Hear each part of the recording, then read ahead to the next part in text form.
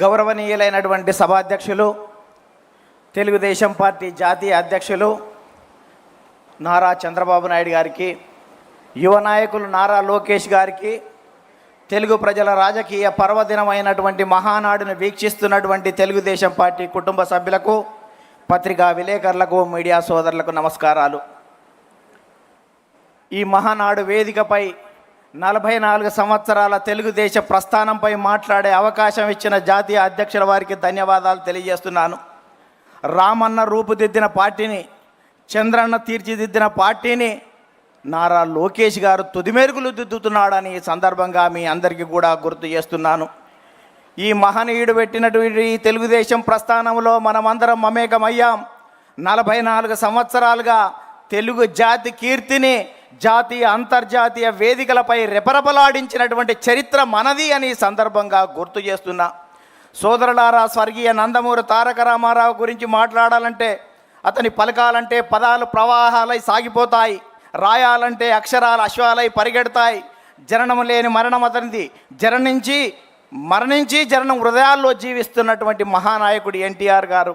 అందుకనే ఒక తరానికి స్ఫూర్తిగా నిలిచాడు, ఒక తరానికి మార్గదర్శకుడు అయ్యాడు.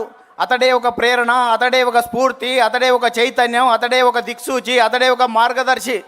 అలాంటి మహనీయుడు స్వర్గీయ నందమూరి తారక రామారావు గారని సందర్భంగా మనవి చేస్తున్నా. నటుడిగా, నాయకునిగా, సామాజికవేత్తగా, సాంఘిక సంక్షేమ ప్రదాతగా చరిత్రలో సుస్థిరం సాధించినటువంటి స్వర్గీయ నందమూరి తారక రామారావు గారు విలాసవంతమైనటువంటి సినీ జీవితం ఉన్నప్పటికీ ఇవాళ నటనలో అఖిలాంధ్ర ప్రజాం నీరాజనాలు అందుకుంటున్న వేళ, తెలుగువాడిలో ఆత్మగౌరవం అడుగంటిపోతున్నటువంటి వేళ, ఢిల్లీ పురవీధుల్లో దిగజారుతున్న తెలుగువాడి ఆత్మగౌరవాన్ని పరిరక్షించాలని, 2000 సంవత్సరాల చరిత్ర కలిగినటువంటి తెలుగు జాతికి గుర్తింపు దక్కాలని, గాఢాంధకారంలో ఉన్నటువంటి తెలుగు జాతికి వెలుగులు ప్రసాదించాలని, గడీలలో ఉన్నటువంటి రాజకీయాన్ని గరీబోళ్ళ ముందు ఉంచాలని, అధికార పార్టీ అంతులేని అరాచకాలకు అడ్డుకట్ట వేయాలని ఇవాళ తెలుగుదేశం పార్టీని స్థాపించినటువంటి చరిత్ర స్వర్గీయ నందమూరి తారక రామారావు గారిదని ఈ సందర్భంగా మనవి చేస్తున్నా. అందుకనే ప్రారంభించినప్పుడు చెట్టు మీద కూర్చున్నటువంటి పక్షి కొమ్మ బలాన్ని నమ్ముకోదు, తన రెక్కల బలాన్ని నమ్ముకుంటుంది. తెలుగుదేశం పార్టీ కార్యకర్తల బలగాన్ని నమ్ముకుంటుంది. కాబట్టి స్వర్గీయ నందమూరి తారక రామారావు గారు ఆ రోజే కార్యకర్తలను తయారు చేసినటువంటి చరిత్ర ఉంది. కార్యకర్తలకు అధ్యయనం, శిక్షణ, క్రమశిక్షణ, సేవాభావం, సేవనిరతి రాజకీయాలలో తీసుకొచ్చినటువంటి చరిత్ర స్వర్గీయ నందమూరి తారక రామారావు గారిది. అందుకనే కార్యకర్తలనే నాయకులుగా తయారు చేసినటువంటి చరిత్ర స్వర్గీయ నందమూరి తారక రామారావు. అందుకనే దొరలు, భూస్వాములు, ఆసాములు, జమీందారులు, జాగీర్దారులు, దేశ్ముఖులు, దేశపాండేలకు వ్యతిరేకంగా కార్యకర్తలనే నాయకులుగా తయారు చేసిన చరిత్ర ఈ తెలుగుదేశం పార్టీదని సందర్భంగా మనవి చేస్తున్నా. ఈ 44 సంవత్సరాల తెలుగుదేశ ప్రస్థానంలో గ్రామాలకు మౌలిక సౌకర్యాలు ఇచ్చాం, ప్రజలకు సంక్షేమ ఫలాలు అందించాం, ప్రజలకు రాజకీయ చైతన్యం ఇచ్చాం, బలహీన వర్గాలకు రాజకీయ జీవితం ఇచ్చాం, సామాజిక మార్పులకు శ్రీకారం చుట్టాం, ఆర్థిక అభివృద్ధికి అందలం వేశాం, నిమ్న జాతుల ఉద్ధరణ కోసం, బడుగు జన ఉద్ధరణ కోసం బాటలు వేశాం, దేశ రాజకీయాలనే సమూలంగా మార్చివేసినాం, రాష్ట్ర రాజకీయాలని, దేశ రాజకీయాలను ప్రపంచవ్యాప్తంగా మార్చివేసినాం. ఇవాళ ప్రధానమంత్రుల, రాష్ట్రపతి ఎన్నికల్లో ప్రధానమైనటువంటి భూమికను పోషించాం. అందుకనే తెలుగుదేశం పార్టీ ప్రపంచవ్యాప్తంగా అనేక దేశాల్లో జెండా ఎత్తి తెలుగువాడి ఆత్మగౌరవాన్ని పాటించినటువంటి చరిత్ర మనది అని సందర్భంగా గుర్తు చేస్తున్నా. అందుకనే స్వర్గీయ నందమూరి తారక రామారావు గారు 2 రూపాయల కిలో బియ్యం, జనతా వస్త్రాలు ఇచ్చాడు, మహిళలకు ఆస్తిలో హక్కు ఇచ్చాడు, రైతులకు రాయితీలు ఇచ్చాడు, మధ్యాహ్న భోజన పథకం పెట్టాడు, మండల వ్యవస్థను ఏర్పాటు చేశాడు.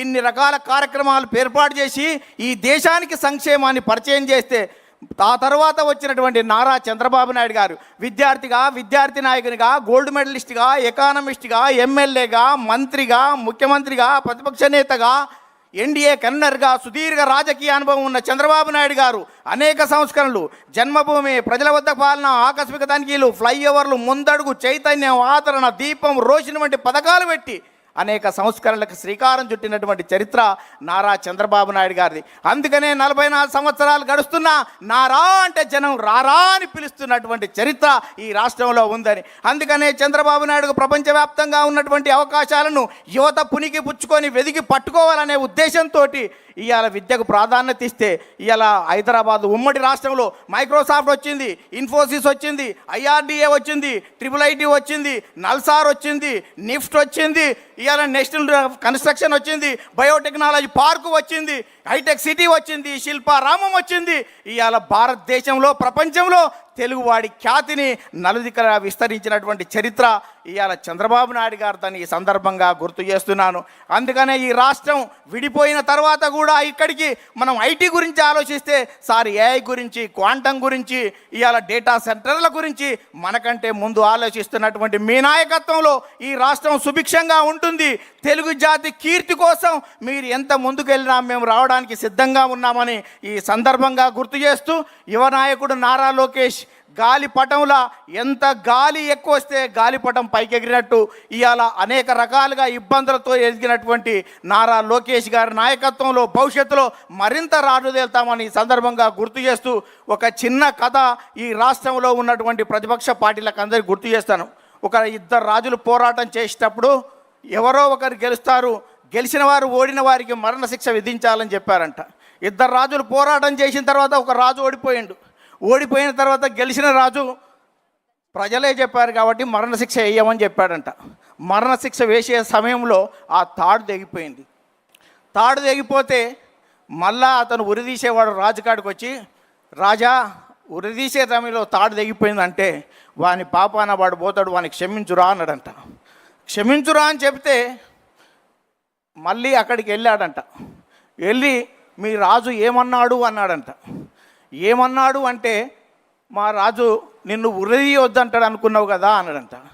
అవును మీ రాజు నైజం అది కదా, అతను ఉరిదీయనీయడు అంటే, ఓ పిచ్చోడా మా రాజు అక్కడ లేడు, మా యువరాజు ఉన్నాడు, ఇలా సచ్చే వరకు ఉరిదీయమని చెప్పిండు అని చెప్పిండంట.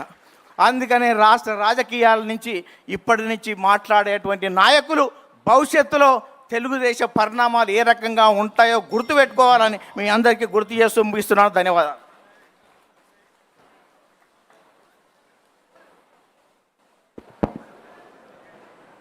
మాటల మాంత్రికుడు నన్నూరు నర్సిరెడ్డి గారు మరొక్కసారి తెలుగుదేశం పార్టీ కుటుంబ సభ్యులందరినీ కూడా చైతన్యపరిచే విధంగా అద్భుత ప్రసంగం చేసినందుకు వేదిక ద్వారా హృదయపూర్వకమైనటువంటి అభినందనలు తెలియజేసుకుంటూ ఈ యొక్క